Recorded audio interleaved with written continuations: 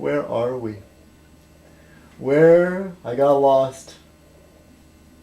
I should stop taking those pills. Oh no, I'm not taking any pills. Well, no. No, I'm not. Well, I take Benadryl sometimes to help me sleep. And my back was really hurting, and this guy at work gave me a Soma. And you have a Soma with a stiff drink? Oh my. I can see how they could be addicting. So I did take some pills. But I'm not taking, that psychotropic stuff. So no worries. Nick the Creep. I got a kick out of this guy. And he calls it art film. Sorry, Nick the Creep, but that is not traditional what we call art house art films. Like I Am Curious Yellow or A Man and a Woman or, a Fellini film or Bergman. No, this is like grindhouse stuff. This is exploitation films. And the kind of interesting thing about exploitation films is that how they got under the radar is they're carrying a moral message. Like Reefer Madness, the message was don't do drugs. So that's how the filmmaker could make a movie showing people smoking pot and get away with it. Because he put in a strong, anti-drug message. And yet everybody went to watch it just to watch people, for different reasons. And get to show some TNA and wild behavior. I don't have any pants on. Just thought I'd remind you. So, Nick the Creep. But he has this great one, Olga's Dance Hall Girls. And, the intro is really cool, talking about superstition and human white female sacrifice at an altar and, ooga booga, creepy like cult kind of stuff. The stuff that Misanthropic 66 teases me. Jeff probably gives me a little, kind of smiles a little bit, too. Because that stuff creeps me out. There really are crazies out there that do that, They'll kidnap you, Like in that movie, Race with the Devil. All right, now. All right, Nick the Creep. I like this. I like his icon. He's got a still from the movie Olga's Dance Hall Girls or whatever. What's it called again? Olga's Dance Hall Girls. He's got like a still of this guy from the movie, and his name is called Nick the Creep. And he is a creep? Yes, he is. And we're almost at the end here. We're almost ready to move on to the next bit of business. Try to keep this fairly short. And I'm posting this too late, but since I don't have to go to work tomorrow, I am going to stay up and do the whole thing tonight. I will. But I'm leaving for Santa Barbara tomorrow. I'm going to do my little holiday thing. Last Christmas was very nice. I drove up to Santa Barbara, watched my nephew open his gifts, and that made me feel good. And I remember my memory of last Christmas was not depressing, and I did not fantasize about slitting my wrists. Actually, if I was going to off myself, I would not slit my wrists. It just sounds funnier. I'm probably more like a head in the oven guy or overdose on pills or something, I wouldn't jump off anything, no. No. Had too many bad dreams of falling. No, don't like that. I'm not afraid of heights, though. I'll climb up to high places, but I always like that feeling of having something to hold on to while I look over, or just going up to the edge of the cliff and looking down, But I'd never jump out of a plane or bungee jump. Hell with that. Keckle. Ikekll. And this guy, I'm betting he must know something about Coast to Coast, the Art Bell, late night radio stuff. Because he's got stuff on here about chemtrails. Starts up here, it says, "My God, it's time to stop the murdering of so many innocent children in the name of the war on terrorism. Why have we allowed this administration to continue on?" And I agree.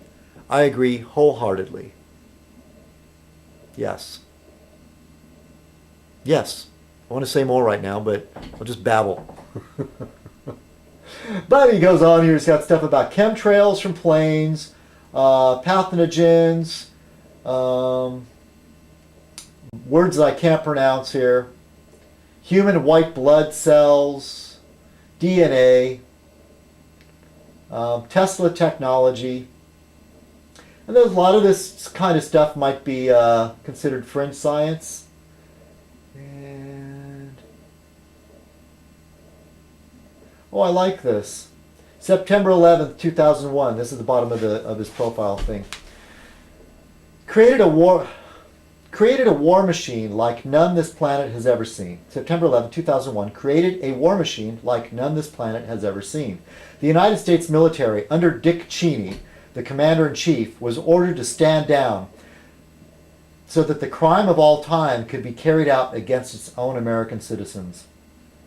And then it's got a website link here. www.drjudywood.co.uk.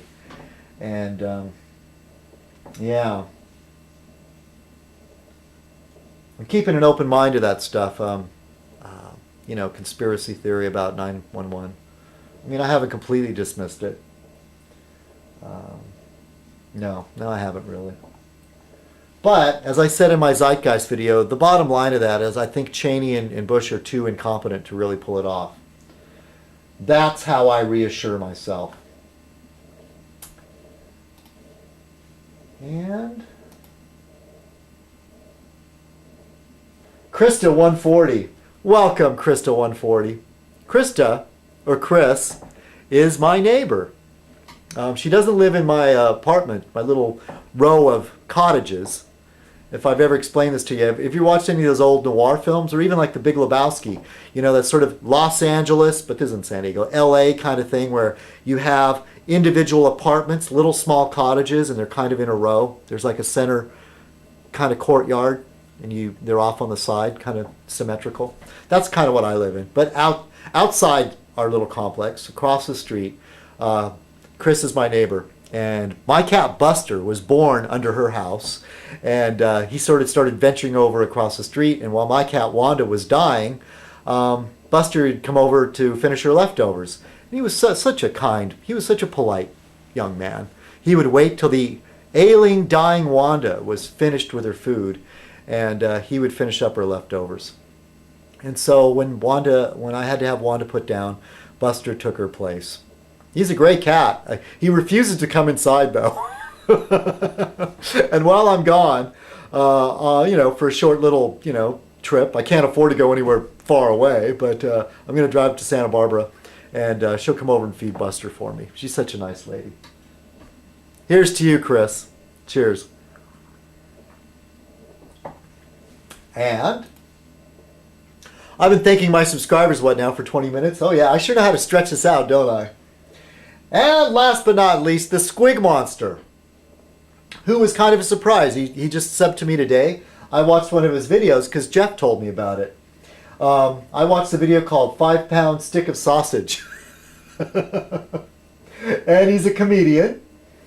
I'm going to sub right back to you, Squig Monster. Did it just now. Because he is pretty funny. And lately, that's the kind of stuff I like to watch. I'm in the mood to watch funny stuff. But I watched Whiskey Man today. I'm still in the mood for some serious stuff too. Cheers to you, Whiskey Man. Cheer the whiskey. It's not whiskey. It's Whiskey Man. With some gin.